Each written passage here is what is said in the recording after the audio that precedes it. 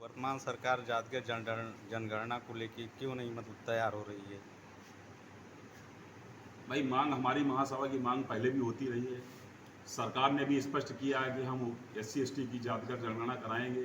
अभी मैंने हलफनामा पढ़ा है, पहले अभी कोर्ट में दिया है सरकार ने कि OBC की जात जनगणना कराना संभव नहीं है। लेकिन जब यहाँ हर इंसान की जात जनगणना जानवरों की हो सकती है तो OBC की क्यों नहीं हो सकती है?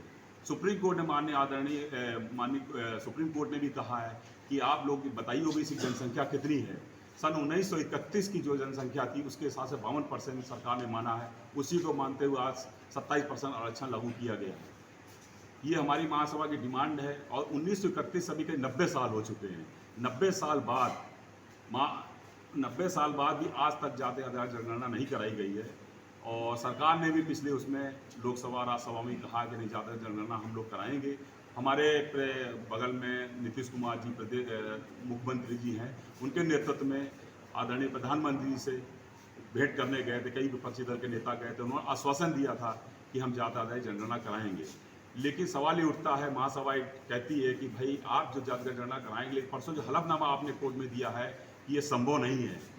तो हमारे समाज ये चाहता है जो भी सरकार आए, जो विगत आगे जाने वाले सरकार जाति आधार जनगणना कराई जाए, उसके साथ हमारा समाज एकजुट होके, चाहे जो सरकार हो, अगर लागू करती मैनिफेस्टो में लाती है और तो हमारा समाज उसको समर्थन देगा। तो रथ यात्रा कहाँ तक जाएगा और कब? रथ यात्रा विगत 50 जिलों में पूरे प्रदेशों में निकल के जाएगी। ये 13 तारीख को रमाबाई मैदान लखनऊ में 13 नवंबर को सरदार वल्लभ भाई पटेल की जयंती के उपलक्ष्य में वहाँ उसका समापन होगा और पूरे प्रदेश से सारे लोग, सारे समाज के लोग वहाँ इकट्ठे होकर उसको जन सैलाब का रूप देंगे। कुर्मी क्षत्रिय अन्नदाता रथ यात्रा निकला, इसका उद्देश्य क्या है? कुर्म क्षत्रिय अन्नदाता अखिल भारतीय कुर्म क्षत्रिय महासभा के तत्वाधान में कुर्म क्षत्रिय अन्नदाता रथ यात्रा भगवान बुद्ध की नगरी कपिलवस्तु से कल सुबह प्रातः 10 बजे शुरू हुई, जो वहाँ से चलते हुए हमारे रास्ते में फरेंदा, महाराजगंज होते हुए गोरखपुर आएगी। ये 50 जिलों में अन्नदाता रथ यात्रा चलेगी, जो हमारे प्रदेश अध्यक्ष माननीय प्रदेश अध्यक्ष बाल कुमार जी पटेल हैं, उनके नेतृत्व में कुर्म क्षत्रिय अन्नदाता रथ यात्रा निकाली जा रही है। इसका उद्देश्य ये है, किसानों की समस्याएं, अखिल भारतीय कुर्म क्षत्रिय महासभा के जो पूर्व अध्यक्ष हैं डॉक्टर सोनेलाल पटेल, उनकी मौत की CBI जांच कराई जाए और उनके ऊपर जो दर्ज मुकदमे थे, उनके साथियों को, उसके ऊपर सभी लोगों के ऊपर उनके दर्ज मुकदमे वापस किए जाएँ। चूँकि वो तो रहे नहीं, लेकिन और जो साथी थे उनके साथ उनके मुकदमे अब भी चल रहे हैं। तो महासभा की मांग है कि मुकदमे वापस लिए जाएँ और जात जनगणना कराई जाए। आरक्षण के बाद आरक्षण और हमारी जो है जातगत जनगणना हो गई, आरक्षण हो गया और महापुरुषों, हमारे जो महापुरुष हैं उनके जो इतिहास को, जो हमारे इतिहास जो हमारे महापुरुषों के इतिहास को दबाया गया है, उसको महासभा मांग करती है कि उसको पाठ्यक्रम में लागू किया जाए और किसान आयोग बनाया जाए और पटेल जी की, सरदार पटेल, लौह पुरुष वल्लभ भाई पटेल, इनकी राष्ट्रीय स्मारक दिल्ली में बनाया जाए। चूँकि हर लोगों के जितने भी महापुरुष, सबके राष्ट्रीय स्मारक वहाँ बने हुए हैं और अखिल भारतीय पुण्यशक्ति महासभा डिमांड करती है कि हमारी महापुरुष जो है सरदार वल्लभ भाई पटेल, उनका राष्ट्रीय स्मारक बनाया जाए वहाँ। और जो छत्रपति शिवाजी महाराज थे, उनकी जो है वहाँ जहाँ ये बंद किए गए थे आगरा में, उन पर डिमांड की गई है महासभा से कि उनके वहाँ भी राष्ट्रीय स्मारक बनाया जाए और राष्ट्रीय धरोहर हमारे जो महापुरुष हैं उनको पाठ्यक्रम में, हर पाठ्यक्रम में लागू किया जाए। क्षत्रिय महासभा किस मकसद को लेकर के ये रथ यात्रा निकाली है? पूर्वी क्षत्रिय महासभा अपने हक हकूक, मान सम्मान के लिए ये रथ यात्रा निकाली है। ये रथ यात्रा गोरखपुर से लेकर कहाँ कहाँ तक जाएगी? पूरे प्रदेश में ये रथ यात्रा चलेगी।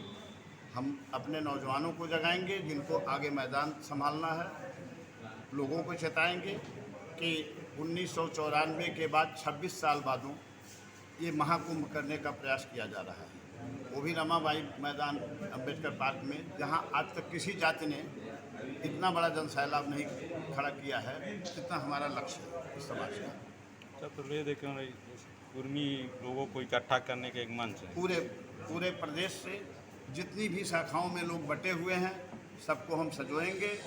जो भी लोग हैं सबसे हम निवेदन करेंगे, चाहे जिस दल में हैं, लेकिन जाति की व्यवस्था है अगर इस देश में, तो जातिगत मंच पर चाहे जिस दल में रहें, चाहे जहाँ जिस व्यापार में हैं, नौकरी में हैं, सबका आह्वान कर रहे हैं हम लोग कि एक साथ जुटिए और अपने मान सम्मान, प्रतिष्ठा, हक हकूक के लिए तैयार होइए। जातिगत जनगणना के लिए आप सरकार से क्या अपील करें? जातिगत जनगणना के लिए हम लोग सरकार पर दबाव डाल रहे हैं इसी नाते, इस महारैली के और इस महाकुंभ के माध्यम से, कि जातिगत जनगणना होनी चाहिए।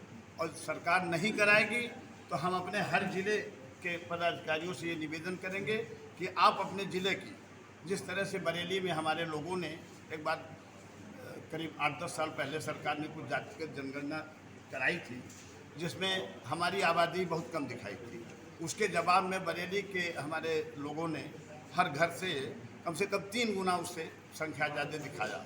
मैं डाटा के साथ, सरकार की जो है धोखाधड़ी वही स्पष्ट हो गई।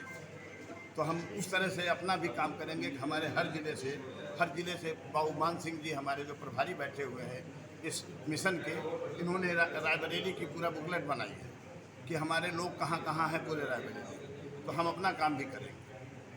अभी कुछ दिन पहले कोर्ट का भी आदेश हुआ है कि जातिगत जनगणना के बारे में कुछ बताइए, उसके बारे में क्या कहना चाहिए?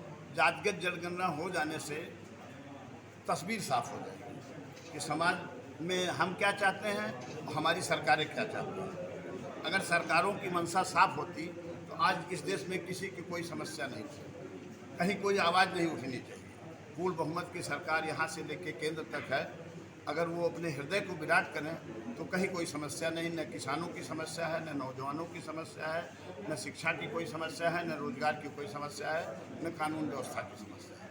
चूँकि पूर्ण बहुमत की सरकार यहाँ से लेकर दिल्ली तक है तो कहाँ कौन सी समस्या है, लेकिन पक्षपात होता है तो आवाज़ बुलंद होती है। आरक्षण किस आधार पर होना चाहिए? आरक्षण जाति के आधार पर होना चाहिए। जाति व्यवस्था है, जाति की व्यवस्था खत्म कर दीजिए तो हमें आरक्षण की कोई ज़रूरत नहीं है।